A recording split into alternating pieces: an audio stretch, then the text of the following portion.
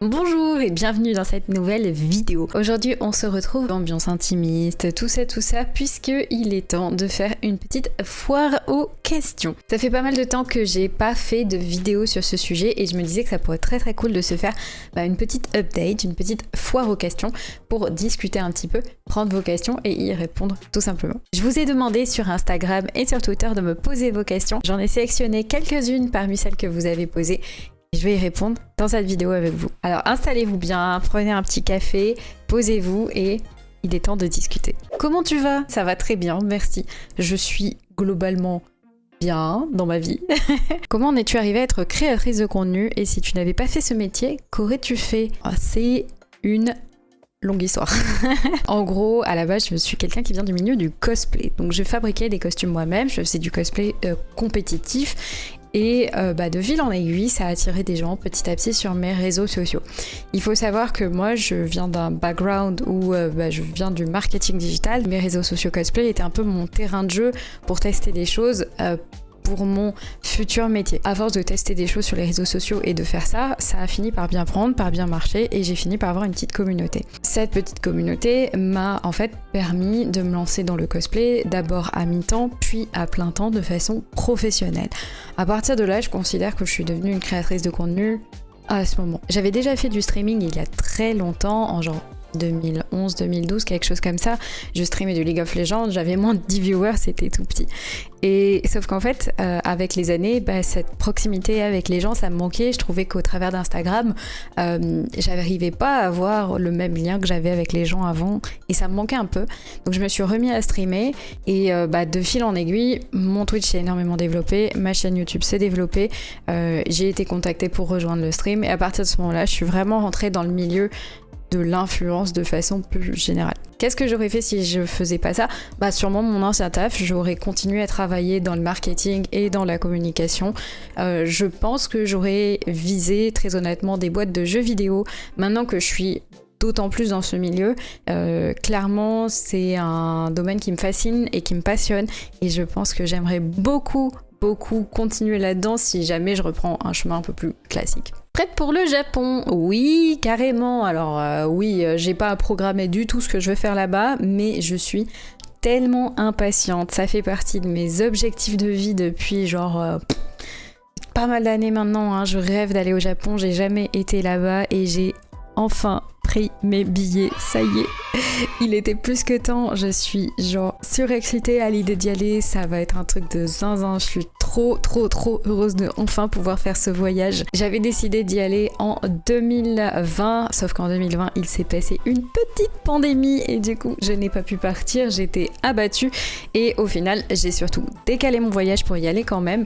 En fait je vois le temps qui passe et je me dis il y aura jamais de bon moment pour partir en voyage si j'attends d'avoir moins de travail pour partir, je vais juste jamais partir. Je vous ferai évidemment des vlogs, des vidéos, du contenu dessus. J'ai trop envie de vous partager ça, mais ça me hype énormément. Comment fais-tu pour gérer tous tes business sans faire un burn-out? Eh bien, j'en fais. J'en fais. C'est un truc, depuis que je suis dans ce milieu-là, j'ai frôlé, voire bien tapé dans le burn-out plusieurs fois. Parce que c'est des métiers où on déconnecte absolument jamais, où le soir super tard on est toujours en train de bosser, le matin on se réveille direct la tête dans les tweets, on bosse et en fait du coup tu ne crées jamais de déconnexion et c'est très facile de faire des burn-out dans ce type de milieu là. Après justement, comme j'en ai fait plusieurs, maintenant j'ai l'expérience de les voir venir, je commence à connaître un peu les signes qui me font dire yo attention meuf, ça va pas, t'es en train de faire un burn-out. Il y a un peu des règles que j'ai qui sont immuables, notamment si je travaille le week-end, et bien dans ce cas-là, je dois prendre des jours de repos absolument pendant la semaine. J'ai aussi tendance, quand je commence à sentir que je suis un petit peu en train de forcer, j'ai tendance à un peu arrêter tout ce qui n'est pas des obligations contractuelles pour dire ok, là en ce moment ça fatigue, donc hop, on ralentit énormément le rythme et on se repose. Alors c'est très dur parce que je fais des lives tout le temps, je suis tout le temps à préparer du contenu pour YouTube, pour les réseaux sociaux, etc. C'est très dur de déconnecter, mais ça fait partie des choses qui sont vraiment importantes pour moi, pour ma santé mentale, et même je trouve pour un taf de créateur, pour tenir dans le temps, vraiment écouter comment on se sent, écouter son corps, et quand on commence à sentir, à identifier les premiers signes d'un burn-out, vraiment de ralentir et de se forcer à ralentir. Je suis très mal placée pour donner des leçons sur ça parce que je suis la première à m'en manger dans la gueule des burn-out.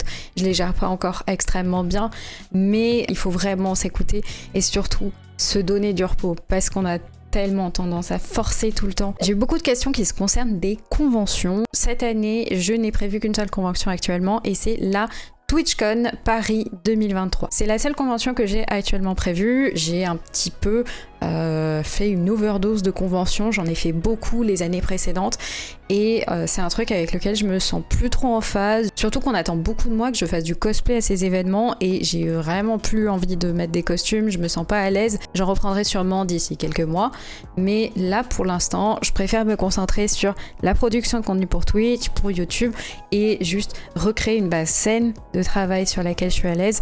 Une fois que ce sera refait, à ce moment-là peut-être que je commencerai à revenir en convention, mais pour le moment c'est vraiment une volonté de ne pas en faire. Comment tu gères les critiques qui viennent de la communauté de le stream? Il faut savoir prendre le plus de recul possible. En fait là t'évoques le stream, mais il n'y a pas que le stream, il y a des critiques de partout. Dès que tu commences à être un petit peu public, tu prends des critiques dans la gueule et tu en prends beaucoup avec le temps qui passe. Honnêtement, au début, c'est un truc avec lequel j'ai eu beaucoup de mal. J'ai vraiment eu une longue période, surtout quand j'avais peu confiance en moi sur ma place dans ce domaine-là, où j'étais très sensible aux critiques. Alors quand on parle de critiques, c'est vraiment tout et n'importe quoi, hein. C'est des man qui vont critiquer la façon dont je rigole, le fait que je souris tout le temps, le fait que j'ai les cheveux décolorés ou colorés. Enfin vraiment, des fois, on prend la veste pour des trucs, mais de giga merde quoi. Ce que j'ai surtout beaucoup mal vécu, c'est que je faisais beaucoup de comparatifs avec d'autres personnes de mon milieu et j'étais là, je comprends pas pourquoi moi je prends énormément dans la gueule et pourquoi eux ne prennent pas dans la gueule. Et j'ai fait l'erreur pendant longtemps de prendre ça très personnellement en me disant que c'était parce qu'ils ne m'aimaient pas, parce que mon boulot n'était pas assez bien. Et avec le temps, avec le recul, j'ai appris à prendre confiance en moi et à me dire hey, ça fait quand même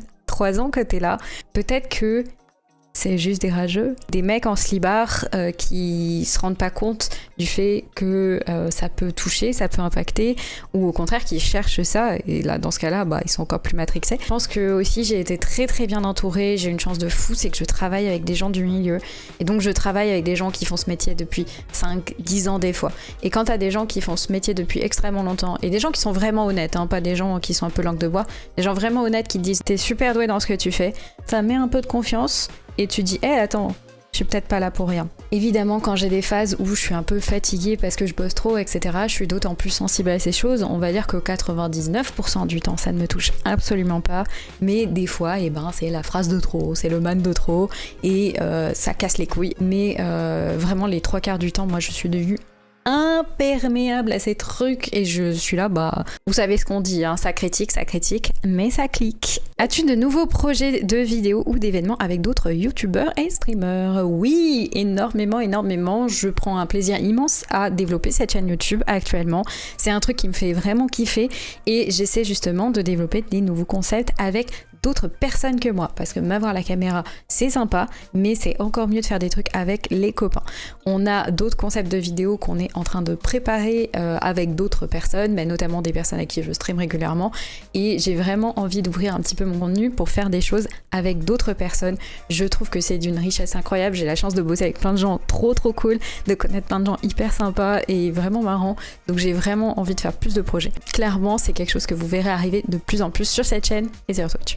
La seule chose que je peux vous dire, c'est que j'ai mon émission Café Créateur où on parle d'influence et de création de contenu qui a lieu tous les vendredis à 11h et je compte continuer à inviter des gens à faire des interviews de créateurs dessus. C'est quelque chose que je trouve passionnant et je vois que ça marche bien aussi sur YouTube, alors du coup je suis doublement contente que ce type de contenu que vraiment à l'origine je ne fais que pour moi vous plaise aussi. Quels sont tes hobbies du moment et qui sont sans lien avec tes activités professionnel? C'est vrai que quand on est dans la création de contenu, c'est tellement passionnant que les loisirs sont un petit peu finalement le travail d'une certaine façon. Il y a certaines choses que je garde un petit peu pour moi, notamment tout ce qui est jeux vidéo, j'en fais beaucoup en stream, mais en fait j'en garde beaucoup aussi pour moi-même. Il y a beaucoup de jeux auxquels je ne joue pas du tout en live. J'essaie de faire un petit peu de sport en ce moment, c'est pas transcendant, mais j'essaie de faire ça pour me maintenir le plus en forme possible, à la fois physiquement et surtout dans la tête. Et sinon, ma dernière obsession du moment, c'est tout ce qui est skincare. C'est mon délire en ce moment, mon pur hobby,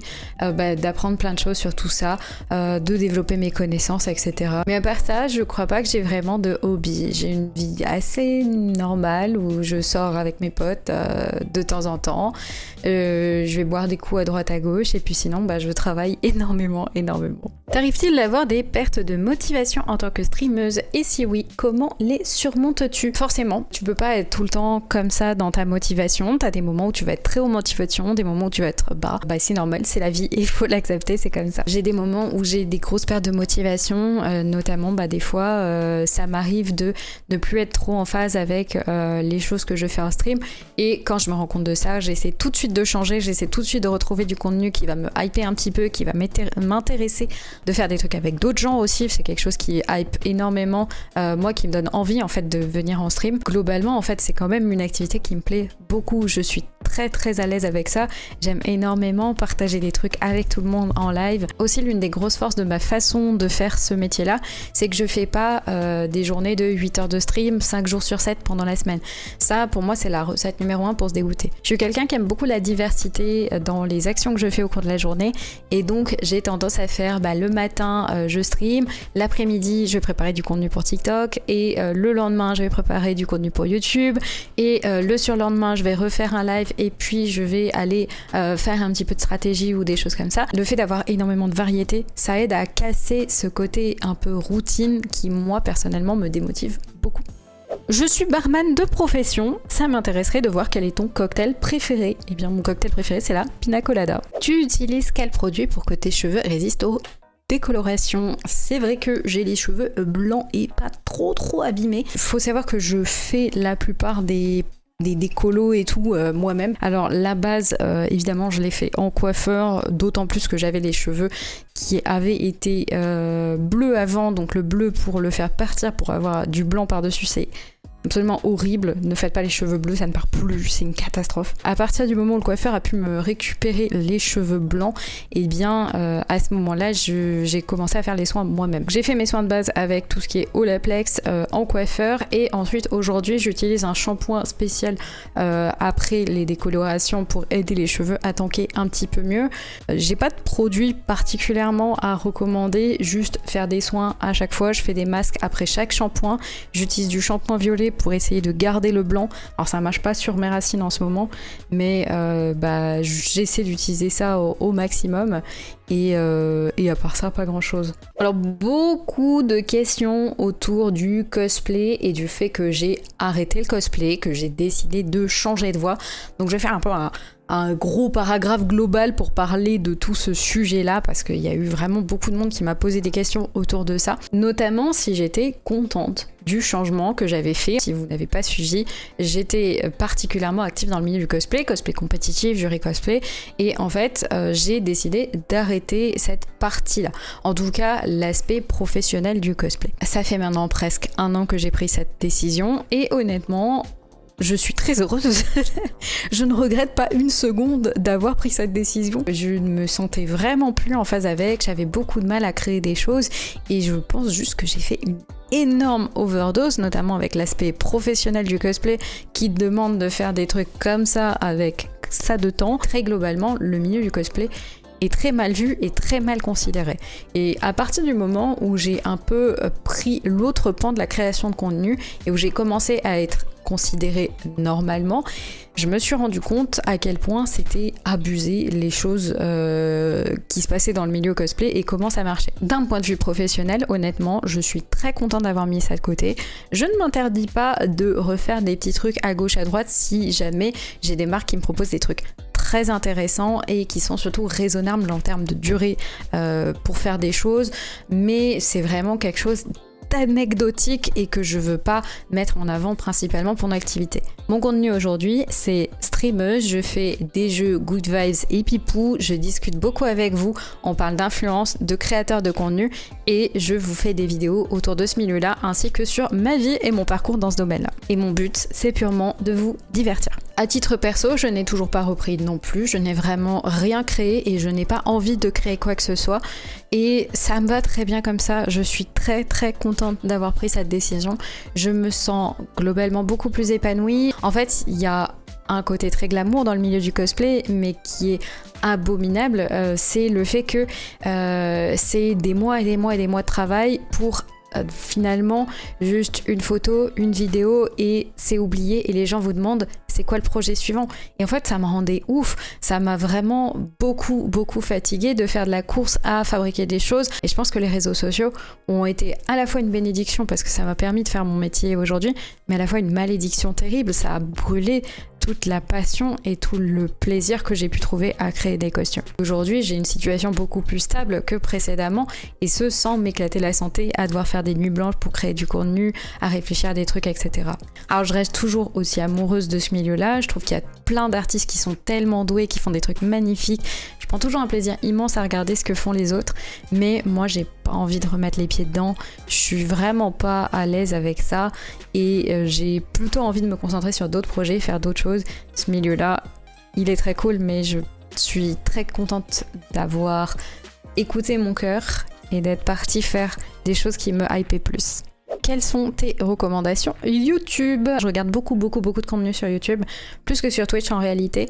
Et j'ai quelques chaînes pépites que je peux vous recommander. En ce moment, je binge-watch énormément le contenu de Sonia Liu. Elle fait du true crime, elle vous parle d'histoires, de mecs un peu dark, de tueurs en série, de choses vraiment glauques. Mais ça me fascine ce genre d'histoire, j'en regarde beaucoup. Il y a plein de créatrices dans ce domaine-là que je regarde, mais elle, je binge-watch particulièrement ses vidéos parce que je les trouve très bien construites, je trouve l'ambiance très bien réussie, bref, elle est passionnante. Et puis en ce moment j'aime bien regarder Océane, c'est une youtubeuse lifestyle générale et elle me fait trop rire, je sais pas expliquer pourquoi elle me plaît autant, mais elle me plaît trop, elle a une vibe un peu déjantée que j'aime beaucoup, je la trouve très cool et j'aime bien regarder ses vidéos ces derniers temps. Oh, petite reco YouTube si vous ne connaissez pas, mais évidemment Madiba, comment je ne peux pas vous recommander cette chaîne, juste il me fait trop rire, c'est vraiment du contenu Twitch best of, mais il me fait trop rire, il est beaucoup trop drôle et je regarde toutes ses vidéos, j'adore ce qu'il fait, je le trouve juste hilarant.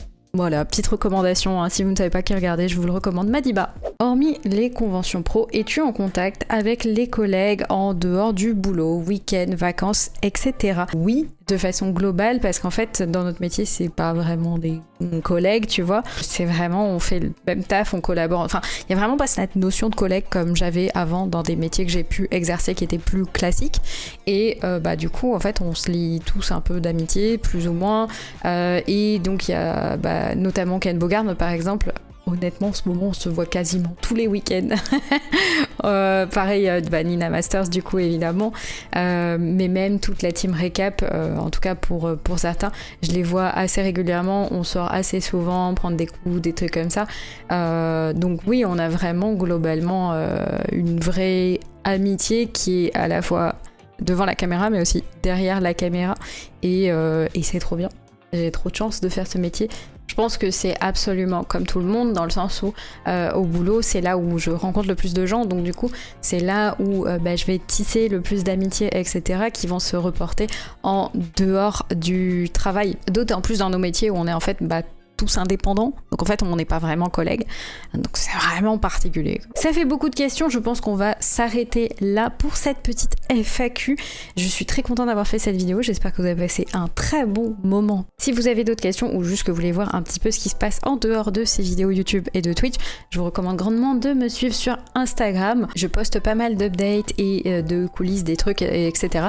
Donc ça devrait pas mal vous plaire. Si vous avez regardé cette vidéo jusqu'à la fin, mettez-moi un petit commentaire en mentionnant le mot pain de mie, comme ça les gens qui vont passer dans les commentaires ils vont pas comprendre, ils vont être là pourquoi il y a des pains de mie partout, ça reste entre nous et les autres ne le sauront pas. Merci beaucoup d'avoir regardé cette vidéo, je vous dis à la prochaine, bye bye bye.